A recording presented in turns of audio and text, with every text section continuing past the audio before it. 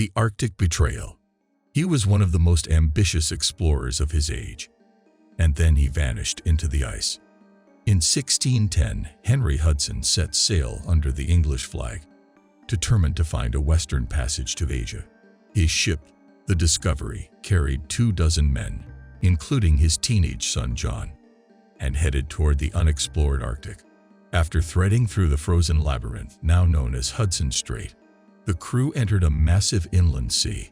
Hudson believed it was the gateway to the Pacific. It wasn't. It was Hudson Bay, a dead end. Winter closed in fast. Trapped by ice, the crew dragged their ship ashore and prepared to endure months of bitter cold. Food ran low. Scurvy spread. Hunger turned to hate. Hudson insisted they continue exploring once the thaw came.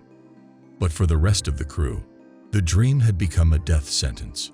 On June 22, 1611, as ice cracked and the bay reopened, the men mutinied. Hudson, his son, and 7 loyal crew members were forced into a small open boat. They were given minimal supplies and set adrift, abandoned in the middle of an unforgiving wilderness. No one ever saw them again. The Discovery returned to England with only 8 survivors. They were arrested, but with Hudson gone, and no witnesses outside the mutineers, there was no evidence. No charges stuck. Rumors swirled. Some believed Hudson never made it into the boat. Bloodstains on the deck of the Discovery hinted at something darker. Was he murdered, and the castaway story just a cover? Others believe Hudson and his group survived, at least for a time. In 1631, another explorer found what looked like a makeshift shelter on an island in James Bay. Indigenous oral histories tell of white men who came from the sea. Some say they were rescued. Others say they were enslaved. And in 1950, a stone turned up in Ontario, carved into it, H 1612, and the word captive. Coincidence or a lost voice reaching across time? Hudson's fate remains a chilling question. No wreckage, no graves, no conclusion. Just wind, water, and a mystery frozen in time. King John's lost treasure. He was one of the most hated kings in English history, and just days before his death, he lost a treasure so vast, it's said to still lie beneath the mud. October 1216. King John was at war, against his own barons, against French invaders, against time itself. His health was failing, his kingdom collapsing. Fleeing from Norfolk towards safer ground in Lincolnshire, John made a fateful choice. His own route would follow land. But his baggage train, loaded with royal gold, sacred relics, and perhaps even the crown jewels, was ordered to take a shortcut across the Wash. The Wash was dangerous, flat coastal terrain that became a death trap when the tides returned. It was a calculated risk and a devastating mistake. The wagons set out at low tide, rolling across what looked like solid ground. But the sea came back faster than expected. The horses and carts became trapped in soft mud. The tide surged in. Witnesses described the moment as terrifying. Carts sank. Chests vanished. In minutes, the treasure was gone. When news reached the king, he reportedly collapsed in grief. Days later, he died, possibly from dysentery, possibly from heartbreak. Shakespeare later claimed he was poisoned. Whatever the cause, the symbolism was unforgettable. A corrupt king, crushed by the weight of a kingdom he could no longer carry, literally and figuratively. Contemporary monk Roger of Wendover painted the scene in apocalyptic tones: whirlpools, quicksand, divine retribution. Other sources were more cautious, suggesting only part of the convoy was lost. Modern historians believe the truth lies somewhere between myth and reality. Perhaps it wasn't the entire treasure, but something precious vanished into the tide, and it's never been found. Over the centuries, many have tried.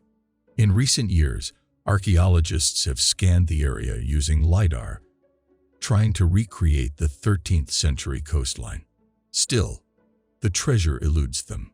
Some believe it included priceless heirlooms, like the fabled Sword of Tristan, an artifact tied to Arthurian legend.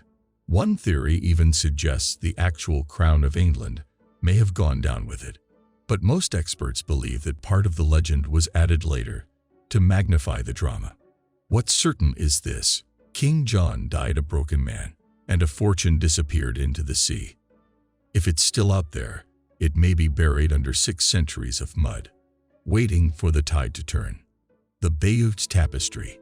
It's 70 meters long, nearly 1,000 years old, and packed with swords, ships, betrayals, and secrets. The Bayeux Tapestry tells the story of 1066, the year England changed forever. It shows King Edward's death, Harold's rise, and William the Conqueror's bloody invasion. It's one of the most detailed accounts we have of the Norman conquest.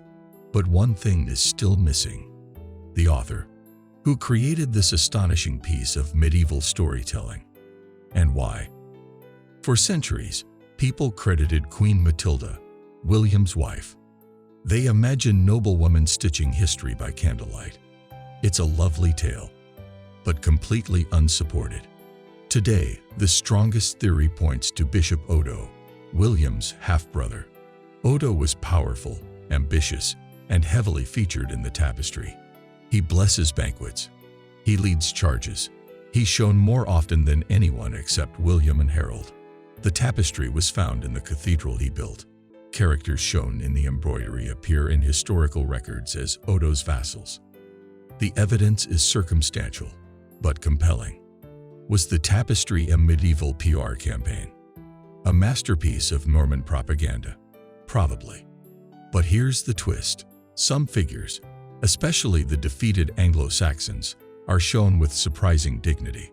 Harold's death is tragic, not shameful. His coronation scene is noble, not villainous. This has led to a fringe theory that the sponsor was someone from the losing side. Some even believe it was Edith of Wessex, Harold's sister and Edward's widow, who funded the project to preserve a version of the story the Normans wouldn't erase. Could the tapestry be a subtle act of resistance, hidden in plain sight? We may never know. The tapestry has no signature, no known contract, no surviving record of its creation. It has survived war, revolution, theft, even Nazi interest during World War II. But it hasn't surrendered its final secret. Who commissioned it? Who embroidered the story of England's fall? And why did they choose to tell it the way they did? Sometimes, the most powerful parts of history aren't what we see, but who chose to show it.